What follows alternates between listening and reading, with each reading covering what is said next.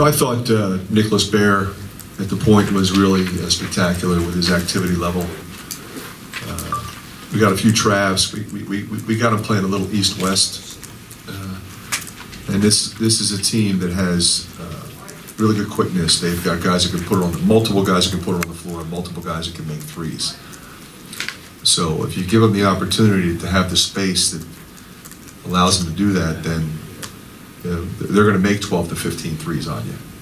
So I thought the press, we gave up a couple buckets, but I thought it took their aggressiveness away a little bit and enabled us to get our defense back. We were going back zone and be able to keep their three-point shooters in front of us. At least we knew where they were and could contest.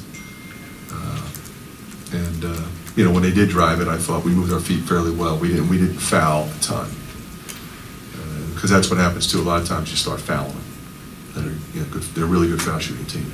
It's taken Nicholas a little while to get back in the groove after his injury, but he seemed to be pretty good in every phase of the game. Yeah, he very reminiscent of when we played them here 2 years ago. He was really the reason we won that game. That was a very close game. So when he's playing like that, we're a different team, and we need that kind of veteran leadership out on the floor, and he's been like that in particular in practice as well. I've been really impressed.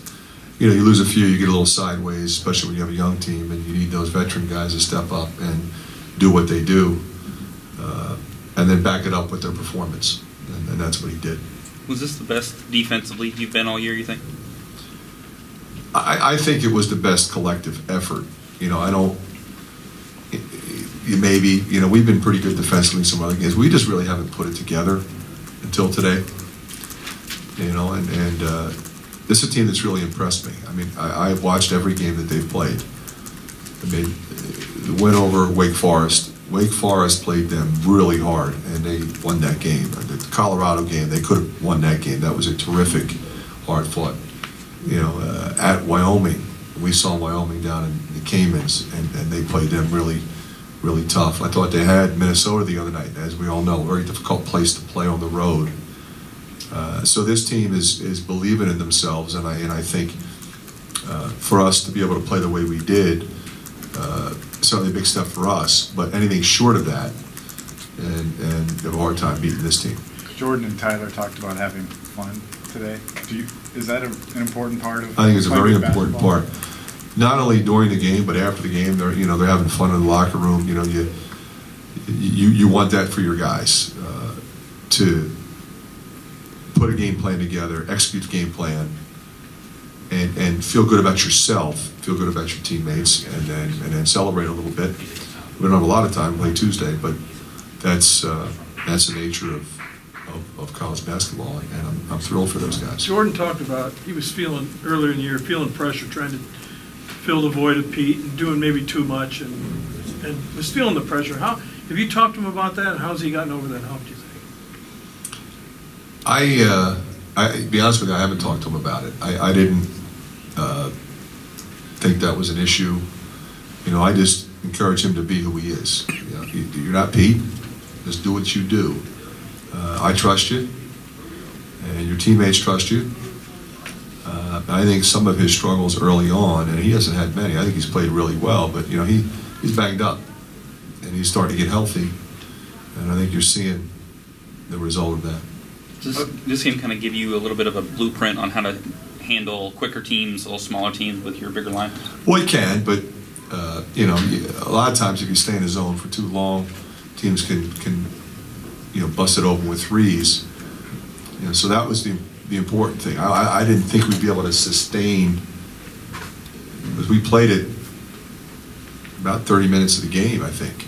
I haven't broken it down completely, but probably right around 30 minutes of the game we were in zone. I didn't think we'd be able to do that against this team. I'd watched the teams try to zone them with marginal success, but they really move the ball well, and they shoot it well. And they drive the gaps and create, and they go in and out. They're crafty players. But again, I thought we really did a good job there. Baer has kind of an organic energy about him. He always played hard, and that's what kind of got him on the floor. But now he also just some of the performances here 2 years ago and then also today. How important and instrumental is it for your team to have him doing what he does, especially at the front of your press? He was a difference in our team completely today. There's no question about it. I thought that, and I thought Pemsel, he was iffy up until shoot around this morning. He's like, I don't know if I can go. It's a little sore. I want to get it banged again. And I thought he was terrific, absolutely terrific in both halves. Cook did what he's supposed to do, against a smaller team. So, it's that kind of thing. You look at Cook, Garza, Pemsel, Bear, Bohannon. I mean, all those guys, I think, recognized that we have to play differently than we've been playing.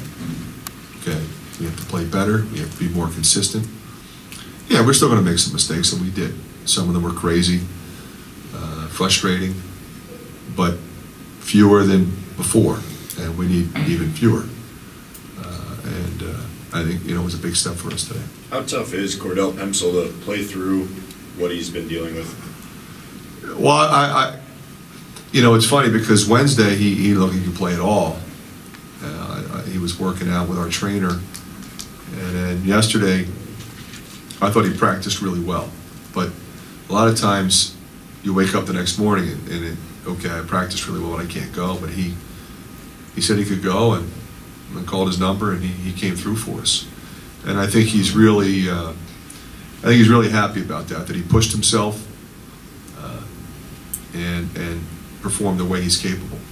I thought he was great.